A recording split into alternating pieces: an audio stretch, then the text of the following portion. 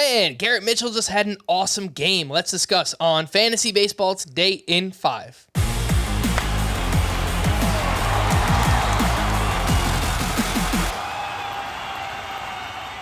Welcome into FBT in 5. As always, make sure to follow and stream us on Spotify. Today is Tuesday, August 30th. I am Frank Sanford, joined by Scott White. And let's take a look at Garrett Mitchell, the Brewers outfield prospect who was called up over the weekend. Had a massive game here on Monday, 1 for 3 with a sock and a shoe. It was his first career home run, his first career stolen base, and the home run, it was a rocket. 110 mile per hour exit velocity off the bat. He's only 10% rostered, Scott. I don't want to overreact. I know he hits a lot of ground balls in the minor leagues, but this kid clearly has some physical tools. Where does he need to be rostered, if anywhere? Well, the main tool he has is he runs fast, and it became a stolen base here in his second major league start, and hopefully it'll become a lot more of those down the stretch. It's certainly possible he makes a dent in that category in a short period of time. So I would say traditional roto leagues where you care about how many stolen bases you have, or you typically have 5 outfielder spots to fill. That's where I think Garrett Mitchell is most interesting. He does have a nice set of tools. I mean, we saw him impact the ball hard, and it got over the fence this time. But, you know, the speed has kind of worked against him throughout his upbringing because it's made him into this ground ball guy.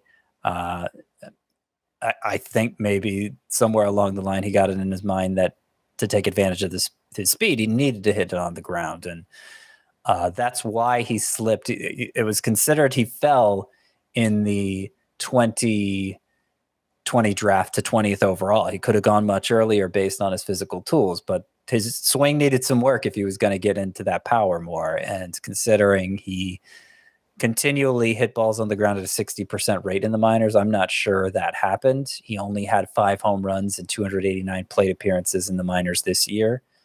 So I'm not that hopeful in Garrett Mitchell providing much power, but the speed could be there. Man, if he does manage to raise that launch angle a little bit, though, in that park in Milwaukee, there's a lot to be excited about with Garrett Mitchell. Let's take a look at some other waiver wire hitters. Anything with these 3. Luis Rengifo hit another home run here on Monday. He's 36% rostered. He's got quadruple eligibility, second, third, shortstop, outfield. And since the start of July, he's hitting near 300. He's got 7 homers. He's got 4 steals. The other names here, Albert Pujols went 2 for 4 with his 15th homer, the 694th of his career. You love to see what Pujols is doing right now. And then Keston Hiura went 1 for 3 with his 14th home run, and he actually has 4 homers over his last 8 games. Scotty, anything to see here with Rengifo, Pujols, Keston Hiura? Pujols might be usable in deeper leagues down the stretch. He doesn't play as consistently as we'd like, but he's been very productive of late, and he just crushes left-handed pitchers. The damage he did in this game was actually against a righty. You don't always see him start against righties, but the more he performs, the more they're going to want to get his bat in the lineup. So I could see him making an impact. Not saying you need to add him everywhere, but in deeper leagues.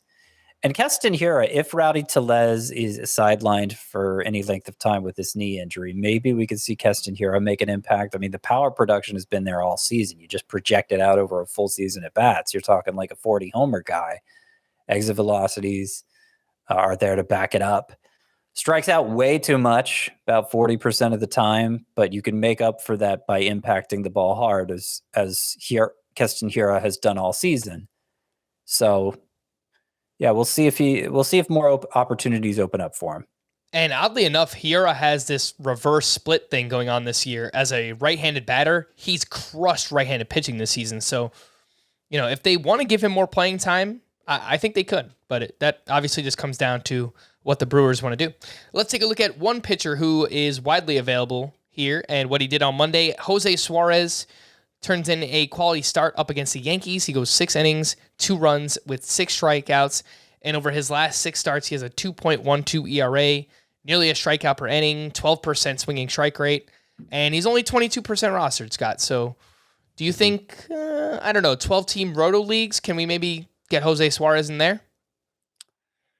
I can't say it's a high priority for me. He has a pretty good slider, but I don't think the upside start to start is high enough to really to think of Jose Suarez as more than like a streamable type with the right matchups.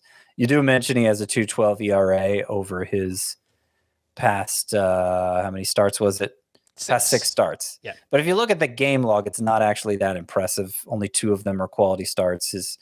The 2 starts that preceded Mondays, he gave up 3 earned runs in 5 1/3 innings in each of them. This is not a very useful start. So not totally useless as Jose Suarez, but I don't think he's a high priority pickup or anything like that. All right. For more extensive fantasy baseball coverage, listen to the Fantasy Baseball Today podcast on Spotify, Apple Podcasts, Stitcher, your smart speakers, or anywhere else podcasts are found. And thanks for listening to Fantasy Baseball Today in 5. We'll be back again tomorrow morning. Bye-bye.